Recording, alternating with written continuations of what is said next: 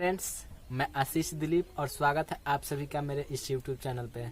दोस्तों, मैं class 12th के लिए यह वीडियो लाया हूँ और इस जो सब्जेक्ट है यह केमिस्ट्री है और इसमें चैप्टर 2 का प्रश्न और उसका उत्तर है। तो दोस्तों, पहला जो प्रश्न है मैं बता रहा हूँ, ये परीक्षा में पूछा भी है। जितना भी प्रश्न है वो सभी परीक्षा में पूछा है। तो दोस्तों, अगर मेरे चैनल को अगर सब्सक्राइब नहीं किए हैं तो सब्सक्राइब कर दें, बगल में बेल आइकन दिया हुआ है तो दबा दें ताकि आपको हर एक वीडियो का नोटिफिकेशन मिलता रहे। तो दोस्तों, पहला जो प्रश्न है आपको इधर आंसर दिखाई देगा, आप केवल कॉपी पे नोट कर लीजिए देखकर और इसको ध्यान से सुनिए। पहला जो प्रश्न है दोस्तों कि आदर्श विलयन किसे कहते हैं। तो दोस्तों, इसका जो उत्तर है आदर्श विलयन वैसा विलयन जो सांद्रता तथा ताप के हर स्थिति में राउल्ट के नियम का पालन करे। फिर से, वैसा विलयन जो सांद्रता तथा ताप के हर एक स्थिति में राउल्ट के नियम का पालन करे तो उसे आदर्श विलयन कहते हैं।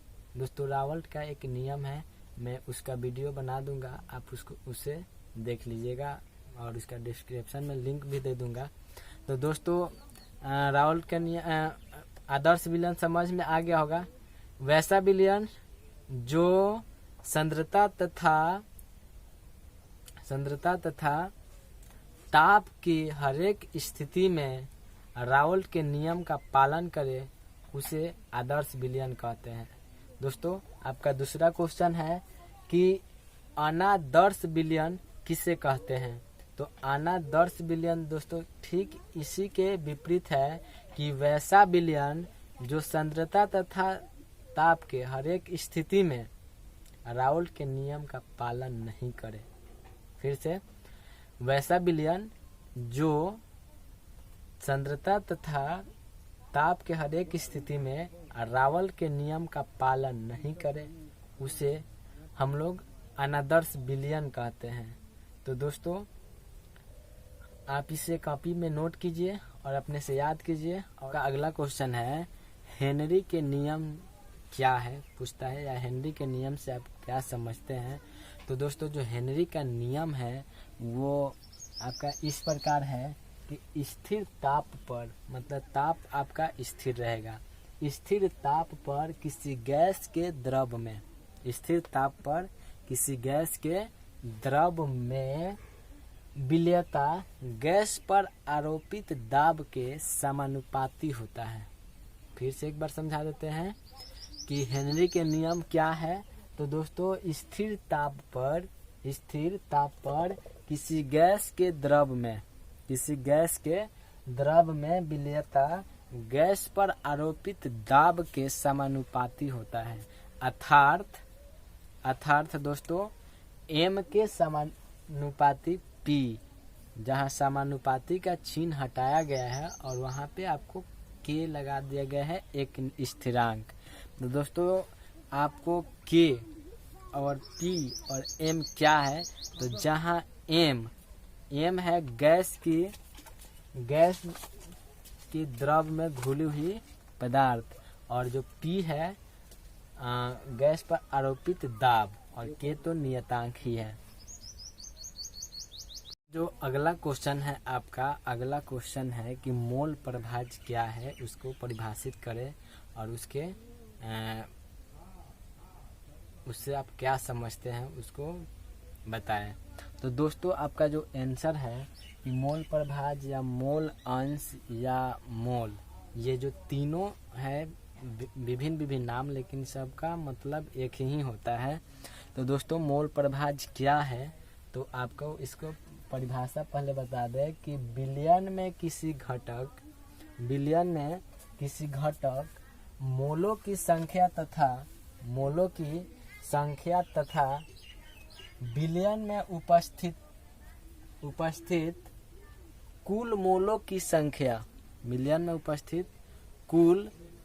की संख्या के अनुपात को उस घटक के मोल प्रभाज्य कहते हैं। इसे x से सूचित किया जाता है और अर्थात x इजकल टू a बटा t होता है। जहाँ दोस्तों जहाँ a है मिश्रण में एक पदार्थ के मोल और t जो है कुल पदार्थों का मोल है। तो दोस्तों अगर आपको वीडियो अच्छा लग रहा है तो आप लाइक करें ज़रूर और आप सब्सक्राइब करना ना भूलें। तो दोस्तों आइए हम आपको नेक्स्ट क्वेश्चन की ओर लेकर चलते हैं। तो दोस्तों अगला जो क्वेश्चन है आपका अगला क्वेश्चन मोललता है। तो मोललता किसे कहेंगे? तो मोललता उसको कहते हैं कि एक केजी विलायक में किसी विलय की मोलों की संख्या, 1 केजी विलायक में किसी विलय की मोलों की संख्या को मोललता कहते हैं। इसे m से सूचित किया जाता है और अर्थात m बराबर विलय की मोलों की संख्या बटा विलायक का भार ग्राम में। फिर से एक बार रिपीट कर देते हैं मोललता क्या है। तो दोस्तों 1 केजी विलायक में किसी विलय की मोलों की संख्या को मोललता कहते हैं। इसे m से सूचित किया जाता है और m इजकल टू यानी कि m बराबर विलय की मोलों की संख्या बटा विलायक का भार ग्राम में।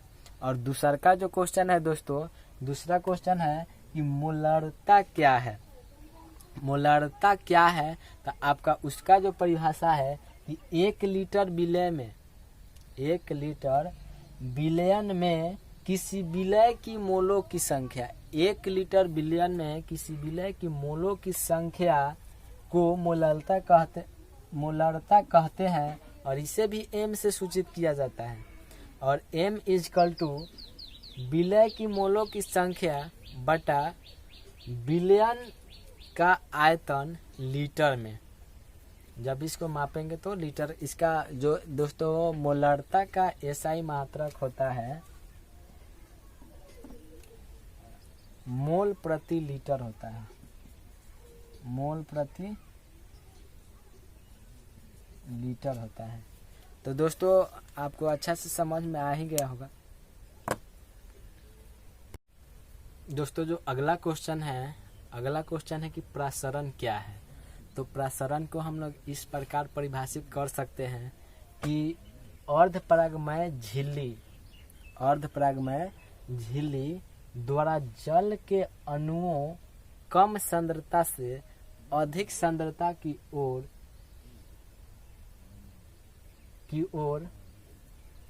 विलयन का जाना ही प्रसरण कहलाता है।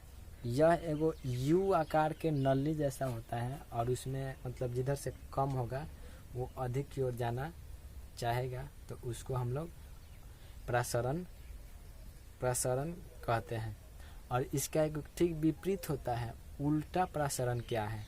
तो दोस्तों उल्टा प्रसरण का परिभाषा कुछ इस प्रकार है कि यदि विलयन पर उसके प्रसरण दाब से अधिक दबाव लगाया जाए तो अर्धपरागमय झिल्ली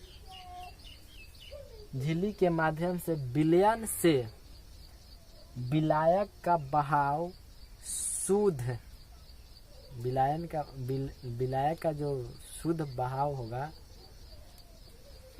वो विलायक की ओर होने लगेगा। इस प्रकार हम लोग इसको उल्टा प्रसरण कहते हैं। तो दोस्तों उम्मीद है कि आपको ये सभी टॉपिक समझ में आया होगा और आप कॉपी में नोट कर लिए होंगे तो आप इसको याद भी कीजिए और लॉकडाउन में इधर उधर ना घूमें और अपने स्टडी को जारी रखें वीडियो के द्वारा, या आप नेट से पढ़ सकते हैं या बुक को अपने से सेल्फ स्टडी कर सकते हैं। तो दोस्तों यही उम्मीद है कि आपको वीडियो अच्छा लगा होगा। तो मेरे वीडियो को लाइक ज़रूर कीजिएगा। Thanks for watching my video.